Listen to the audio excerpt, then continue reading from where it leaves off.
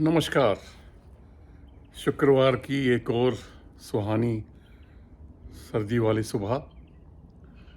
थोड़े थोड़े बादल छाए हुए हैं। लगता है धूप छाँव जारी रहेगी जैसे हमारी शेयर मार्केट में चल रहा है। मार्केट मुझे लगता है कि नाच नचा रही है, सारे इन्वेस्टर्स को खेल खिला रही है। कभी ऊपर कभी नीचे, कभी ऊपर कभी नीचे। एक ही दिन में 4 सीज़न दिखा रही है हमें। लेकिन मुझे लगता है कि ये बहुत फ़ायदे की सिचुएशन चल रही है।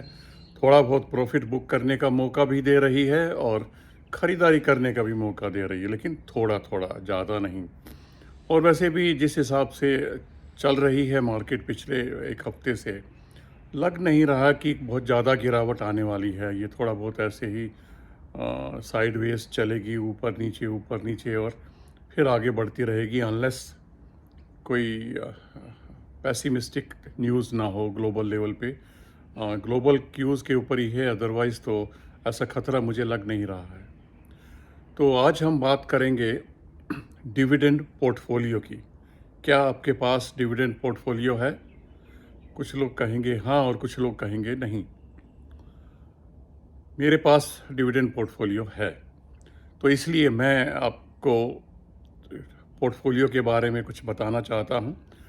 आप देखिएगा, अगर आपको सूट करता है, अगर आपको लगता है कि आपको एक अच्छी तरकीब हो सकती है ये अलग से कुछ पैसे इकट्ठे करने की, जो पैसिव इन्वेस्टिंग होगी आपकी, आपको कुछ नहीं करना, बस स्टॉक खरीद के भूल जाना है। लेकिन जहाँ तक हो सके कम से कम दाम पर, क्योंकि अगर कम दाम पे खरीदेंगे तो आपका डिविडेंड यील्ड बढ़िया होगा। तो मेरी नज़र में आपके कम से कम 2 पोर्टफोलियो होने चाहिए। एक तो आपका कोर पोर्टफोलियो है ही। तो कोर पोर्टफोलियो में आप जो भी बड़े-बड़े शेर पाल रहे हैं, पालते रहिए। खरगोश, हिरन भी आप पाल रहे हैं, उनको भी पालिए, क्योंकि खरगोश तेज़ दौड़ते हैं, हिरन थोड़ा कम दौड़ते हैं लेकिन उससे तेज़, और बड़े-बड़े शेर तो फिर बहुत स्लो चलते हैं लेकिन सेफ बैट होती है। तो सबसे पहले हम बात करेंगे डिविडेंड की। डिविडेंड होता क्या है? डिविडेंड हिंदी में लाभांश कहते हैं, यानी कि लाभ का अंश। हर कंपनी काम कर रही है, काम करती है तो कुछ साल के आखिर में प्रॉफिट होता है और वो प्रॉफिट शेयर होल्डर्स में बांट दिया जाता है, वही डिविडेंड कहलाता है। मान लीजिए किसी कंपनी के 100 शेयर होल्डर्स हैं और उसको 400 रुपये का मुनाफा हुआ, तो 100 शेयर होल्डर्स में 4-4 रुपये बांट दिए जाएंगे, वो डिविडेंड कहलाता है। अब ज्यों-ज्यों प्राइस बढ़ते जाते हैं, कंपनी ग्रोथ करती जाती है, तो डिविडेंड यील्ड बढ़ भी सकती है, घट भी सकती है कंपनी की परफॉर्मेंस के ऊपर। तो डिविडेंड यील्ड बढ़िया इन्वेस्टिंग टेक्निक तब होती है जब आप उसको कम से कम दाम पर खरीदें। मान लीजिए अगर आपने एक शेयर जो 100 रुपये का है, मार्केट वैल्यू उसकी 100 रुपये की है, और वो इस वक्त डिविडेंड दे रहा है 4 रुपये का, और आपने ख़रीदा उसको 200 रुपये पे, तो डिविडेंड यील्ड आधी हो गई, यानी कि 2% की हो गई।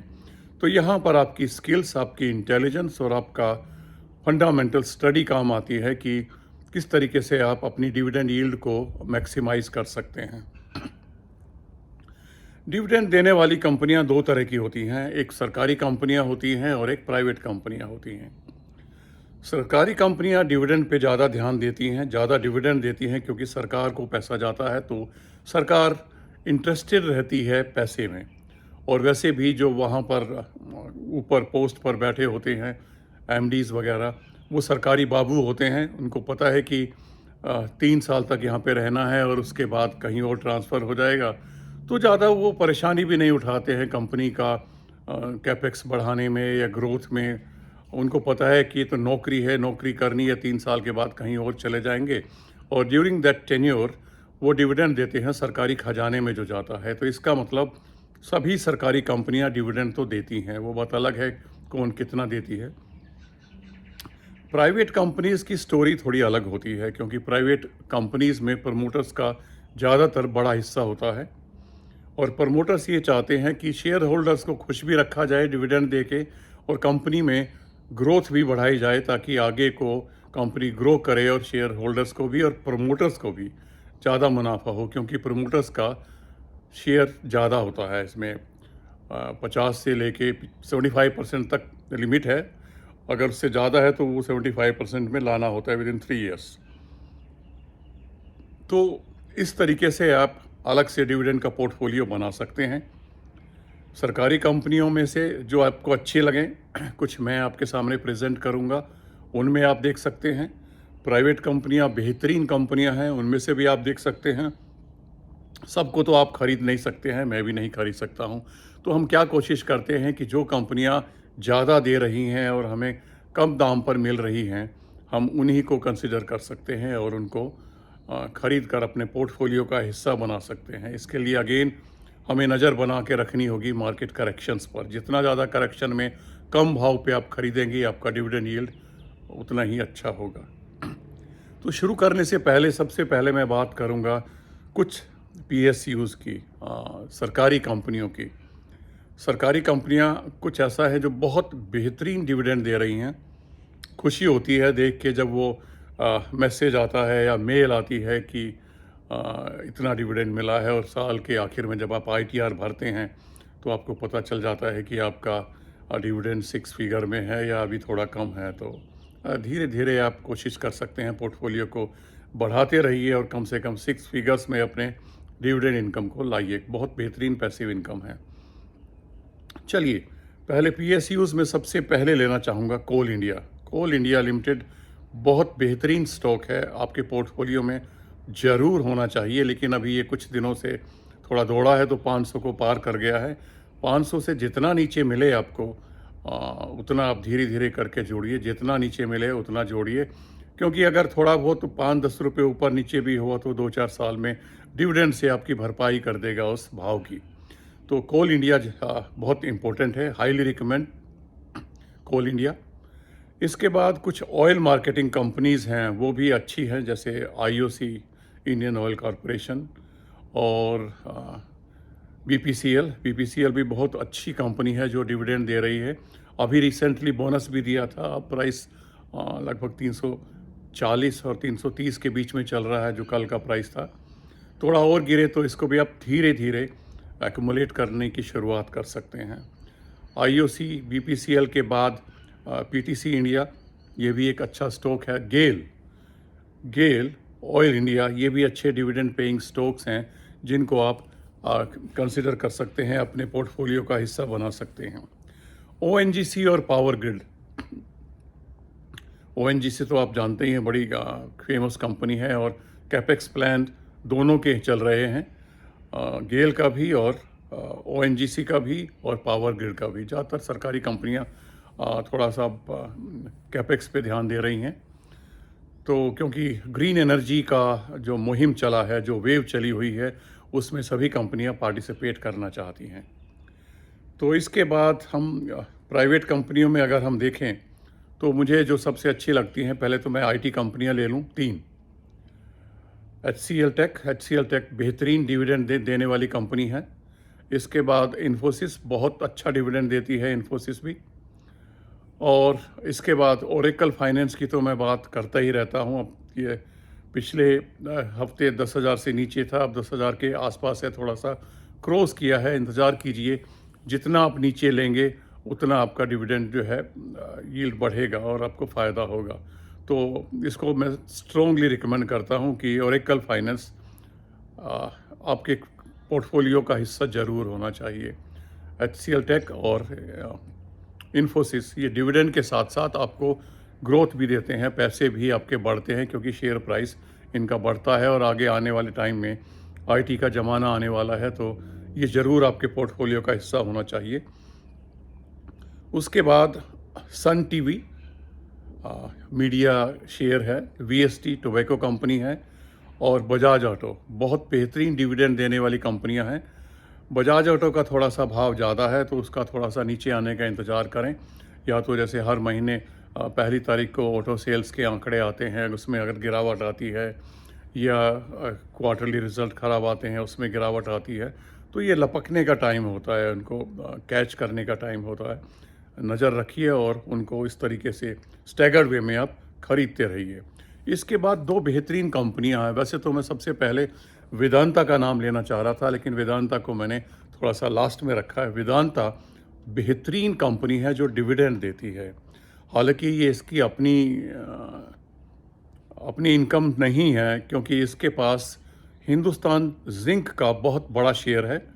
45% तो गवर्नमेंट का है, तो गवर्नमेंट का इंटरेस्ट तो रहेगा डिविडेंड पे, और उसके बाद बचा खुचा कुछ रिटेलर्स का है और बाकी सारी होल्डिंग वेदांता के पास है। तो यानी कि वेदांता को डिविडेंड अगर मिलता है, क्योंकि गवर्नमेंट का भी इंटरेस्ट है, वेदांता का भी इंटरेस्ट है, तो ये कंपनी बहुत अच्छा डिविडेंड देती है जो वेदांता के खाते में आता है, और वेदांता अपने शेयर होल्डर्स को प्रॉफिट देता है, और सब लोग खुश होते हैं जब वेदांता का स्पेशली डिविडेंड आता है। वेदांता 410 के आसपास मिल रहा है, तो आप यहाँ पर भी, इस भाव पर भी मेरी नज़र में एकमुलेट कर सकते हैं। जितना नीचे गिरे अगर आपके पास नहीं है तो आप बढ़ा सकते हैं। ये दोनों कंपनियाँ आपके पोर्टफोलियो में, अगर डिविडेंड पोर्टफोलियो है, 100% होनी चाहिए, वेदांता और हिंदुस्तान जिंक। इसके बाद कुछ और कंपनियां हैं जिसमें एक छोटा सा शेयर है। वैसे तो सेल भी है, पर मैं सेल से ज़्यादा टाटा स्टील को प्रेफरेंस देता हूं डिविडेंड के मामले में। लॉन्ग टर्म स्टोरी में दोनों बहुत अच्छे हैं, दोनों में आप इन्वेस्ट कर सकते हैं लॉन्ग टर्म के लिए, सेल में भी और टाटा स्टील में भी। लेकिन टाटा स्टील बहुत बेहतरीन डिविडेंड देता है, और अगर आपके पोर्टफोलियो में मान लीजिए 1000 से ऊपर शेयर हैं, तो समझ लीजिए कि आप 4000 के करीब, 3500 से 4000 के करीब डिविडेंड तो आएगा ही आएगा।